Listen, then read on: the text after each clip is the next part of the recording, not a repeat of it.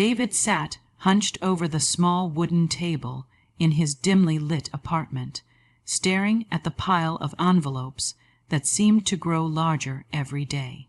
The electricity bill, the rent notice, the red letters stamped "Final Warning," glared back at him like a cruel reminder of how far he had fallen. His stomach growled, but the fridge behind him was nearly empty except for a half loaf of bread and a carton of milk that was already past its date. He rubbed his temples and exhaled a shaky breath, feeling the heaviness of despair settle deeper into his chest. He had grown used to this weight, though it never stopped pressing. For months he had been dragging himself to a job that barely paid enough to cover the bare minimum. Each morning he put on his faded work uniform and plastered a polite smile on his face, trying to hide the fatigue from his co-workers. They didn't know that when his shift ended, he came home to darkness, choosing not to switch on lights to save what little money he had. They didn't know about the letters piling up, or the countless nights he had gone to bed with nothing more than water in his stomach. Friends who once filled his phone with messages had drifted away, tired of hearing him decline invitations because he couldn't afford even a cup of coffee. Family, too, had quietly stepped back, their concern turning into a silence that hurt even more. It was on one of those lonely nights, when the ticking of the clock echoed in the stillness and the city outside seemed alive without him, that he stumbled across an old box tucked into the corner of his closet. Dust clung to its edges, and when he pulled it out, he recognized it immediately. It was his grandmother's box, the one she had left behind for him after her passing. Inside were small keepsakes, photographs, and at the very bottom, a worn-out book. He pulled it out and brushed the dust away, reading the faded letters on the cover, "The Game of Life and How to Play It" by Florence Scovel Shinn. He sat on the edge of his bed and turned the pages carefully. Memories flooded back, afternoons when he was a boy, sitting on his grandmother's lap while she read passages from the book in her soft, steady voice. She used to tell him that words had power, that the universe listened to what you believed and spoke. Back then, he thought it was just her way of comforting him, but now, with nothing left to hold onto, the words felt like a lifeline. His eyes landed on a line she had underlined with a pencil. "Nothing stands between man and his highest ideals but doubt and fear." The words pierced him. Doubt and fear, yes, those were his constant companions. They were the reasons he never tried to start his own ideas, the reasons he accepted jobs that drained his spirit, the reasons he believed he was destined for struggle. He sat still for a long time, rereading the line again and again until it etched itself into his mind. Then he noticed something else. In the margin of one page, in his grandmother's familiar handwriting, was an affirmation: "I am open to unexpected blessings. I am rich in God's abundance." The simple sentence seemed to glow on the paper, as though she had written it directly to him for this moment in time. Feeling foolish but desperate, David whispered the words out loud.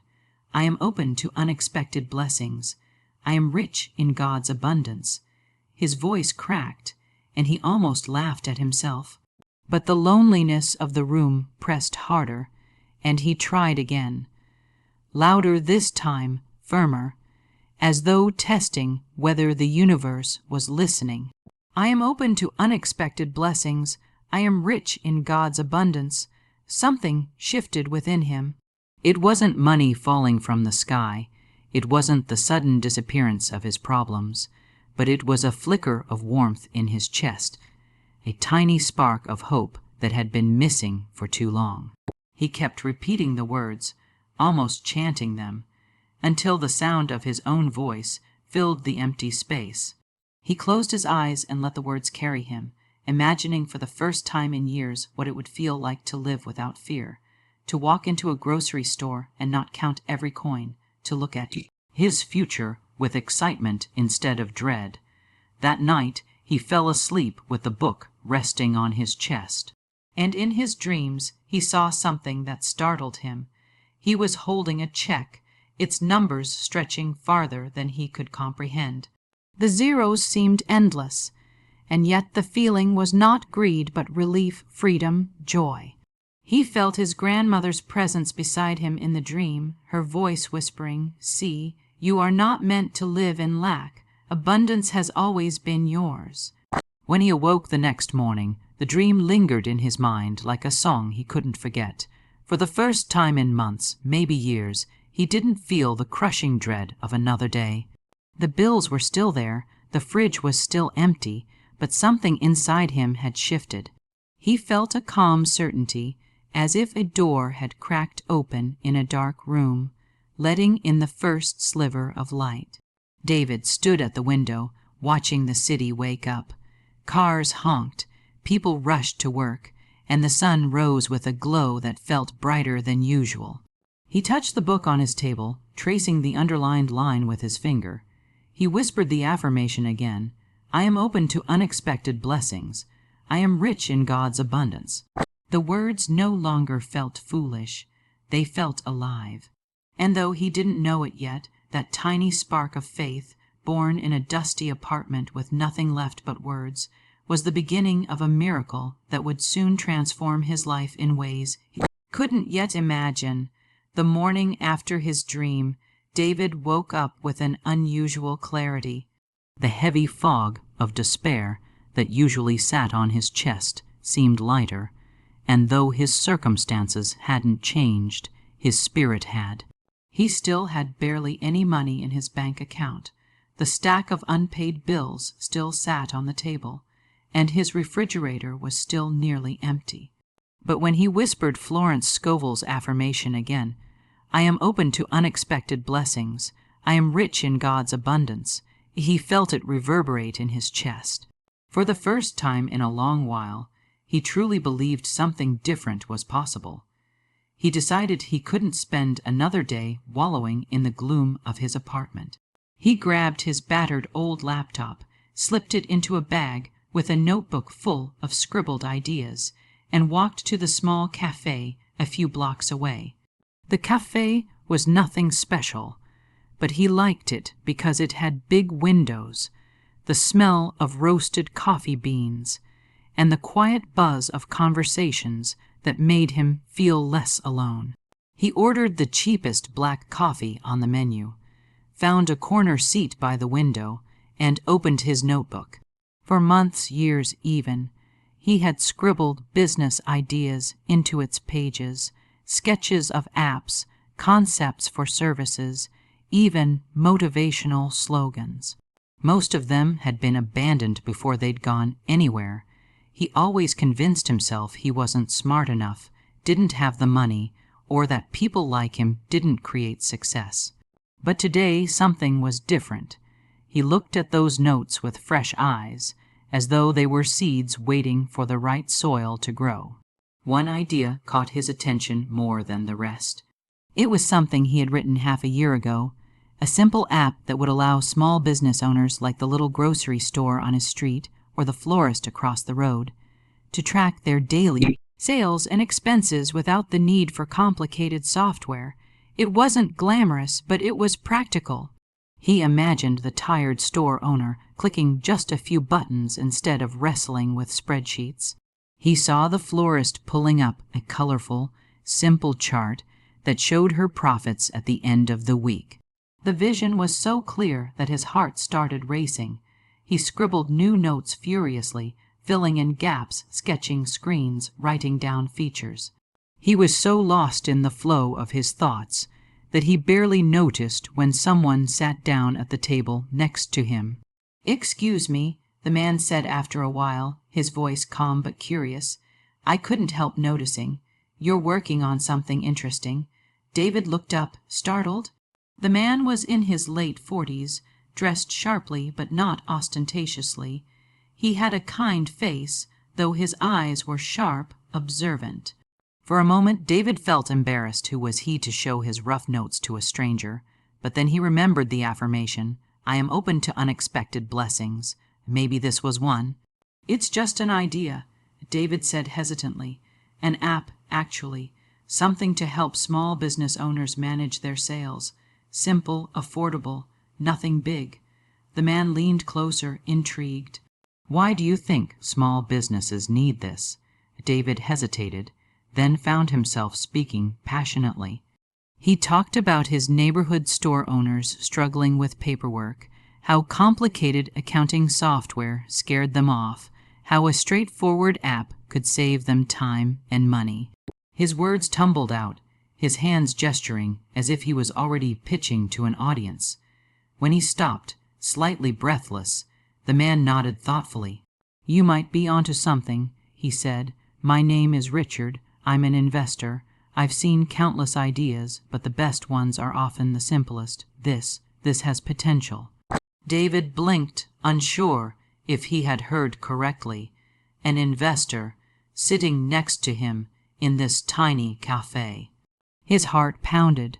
Richard reached into his jacket, pulled out a sleek business card, and slid it across the table. "Come to my office tomorrow morning. Show me more. If you're serious, we might be able to make this work." David picked up the card, staring at the embossed letters of Richard's name and company. His hands trembled as he tucked it safely into his notebook. He could barely form words, but he managed to say, "Thank you. I'll be there." When Richard left, David sat frozen for several minutes, his mind spinning. Was this real? Could this be the blessing he had been affirming for? He pulled out the book from his bag. He had carried Florence Scovel's work with him like a talisman, and whispered again, "I do not limit God by seeing limitation. I see abundance everywhere." That night he hardly slept. He polished his notes, created rough sketches of how the app would look, and even borrowed time on a free design software to make mock-ups. His laptop kept freezing, his internet lagged, but he pressed on, driven by a new energy he hadn't felt in years. Every time doubt whispered, "What if they laugh at you? What if you fail?" he drowned it out with Florence's affirmations. The next morning he walked into Richard's sleek office building, feeling out of place among the polished floors and glass walls. But when he sat across from Richard and presented his idea, something miraculous happened. He spoke with clarity and confidence. Richard listened carefully, asked sharp questions, and by the end of the meeting smiled. "I like it," Richard said simply. "You'll need developers, a small team, and some seed funding. I'll help you get started." David felt like the air had been knocked out of him. "You mean you're really willing to invest?" Richard leaned back and nodded. "I see your passion. That's rare. And sometimes passion plus simplicity equals success. Let's give it a shot." The following weeks were a whirlwind. Richard introduced him to developers who believed in the idea, designers who polished his sketches into real screens, and marketers who prepared to launch the app. David found himself in meetings, brainstorming sessions, late-night calls. All of it felt like stepping into a new world. When the app finally launched, it spread faster than anyone expected. Small businesses flocked to it, relieved to find a tool that spoke their language. Within weeks, downloads multiplied. Positive reviews flooded in. Revenue trickled, then poured, then surged. David checked his bank account one morning and nearly dropped his phone. The numbers were beyond anything he had imagined. His share of the profits had crossed into the millions. He sat in silence, tears welling in his eyes. Just weeks ago, he had been staring at overdue bills, counting coins for bread. And now, because of a chance meeting, because he had opened himself to abundance, his life had transformed completely. He whispered through the tears, "I am open to unexpected blessings. I am rich in God's abundance." And this time, he said it not with desperation, but with awe. David sat at the same wooden table where just weeks earlier he had stared at overdue bills and felt the crushing weight of despair. Now the table was cleared of red letter warnings, and instead it held his laptop, showing numbers he could still barely believe. His bank account balance glowed back at him with more zeros than he had ever seen. He rubbed his eyes, half afraid that when he looked again it would vanish like the dream he had once had. But it was still there, real, undeniable. He was a multi-millionaire. For a long time he simply sat in silence. The quiet of the room was the same, but he was not. The walls were still chipped. The window frame still creaked when the wind blew. But inside him something had shifted so profoundly that he could no longer see these surroundings with the same eyes. He remembered Florence Scovel's words, "Nothing stands between man and his highest ideals but doubt and fear." He realized now how true it was. He had lived most of his life chained by fear, fear of failure, fear of rejection, fear of lack. And when he chose to replace that fear with faith, the world had opened like a door he never knew was unlocked. The money was surreal, but even more powerful was the awareness that he had broken free. He was not the man who counted pennies in dim light anymore. He was a man who had dared to believe, and the universe had answered. Yet David felt no urge to run out and buy luxury cars or golden watches. Instead, he felt a quiet pull in his heart, a voice reminding him of the many nights he had gone without food, the loneliness of being forgotten, the pain of feeling invisible. He could not ignore those memories, and he knew he could not waste this blessing. The first thing he did was write a letter to the neighborhood grocery owner, the old man who had once let David take bread on credit when he had no money. David walked into the store with a smile and handed him an envelope. The grocer frowned in confusion until he opened it and saw the check. Tears filled his eyes as he looked up at David. This is too much. Why would you?" David only shook his head. "Because you believed in me when I had nothing. You reminded me of dignity when I couldn't even feed myself. Let me do this, please." Word spread quickly in the neighborhood. David began setting up scholarships for young people who couldn't afford college. He donated to shelters that gave hot meals to the homeless. He visited hospitals and quietly paid off medical bills for families who were drowning in debt. Each time, the gratitude in their eyes filled him with a joy that far surpassed the thrill of seeing his own bank account grow. At night, he would return to his small apartment, though he could have bought the finest mansion in the city. He sat by the window with Florence Scovel's book in his hands, tracing the same lines his grandmother once underlined. He whispered the affirmation she had written, "I am open to unexpected blessings. I am rich in God's abundance." Only now those words resonated not with longing, but with truth. He was living proof of them.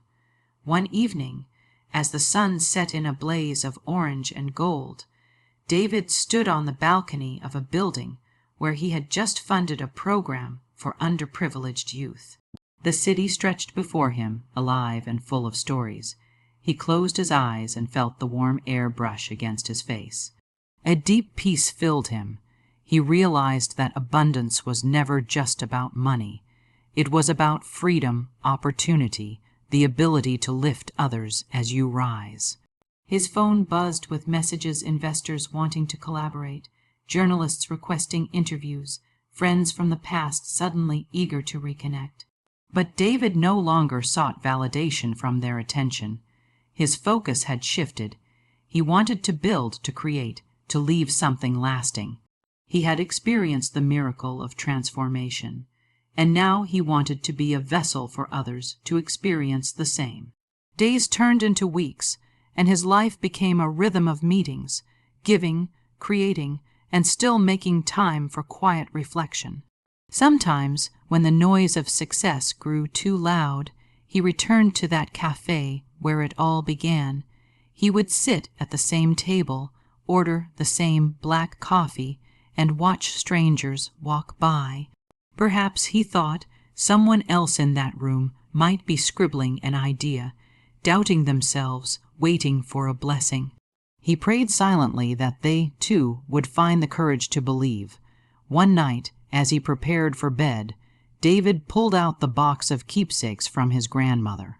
He held a small photograph of her, smiling softly, eyes kind. He whispered, "You were right. Words do have power, and you saved me with yours." A tear slipped down his cheek, not of sorrow, but of gratitude. He felt her presence around him, as though she had been guiding him all along. He drifted into sleep, with a heart overflowing. In his dreams, he no longer saw himself holding a check. Instead, he saw children laughing in classrooms he had helped fund, families rejoicing as debts were lifted, and strangers smiling because of opportunities they never thought they would have.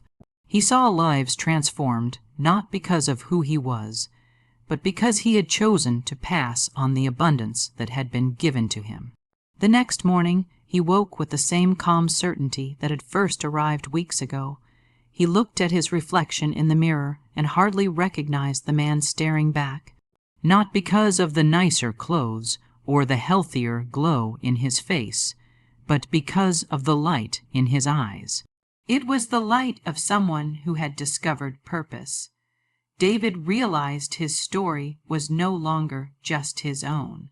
It was a living testimony that miracles were real, that faith could shift realities, that abundance was not reserved for the privileged few, but for anyone brave enough to release fear and embrace belief.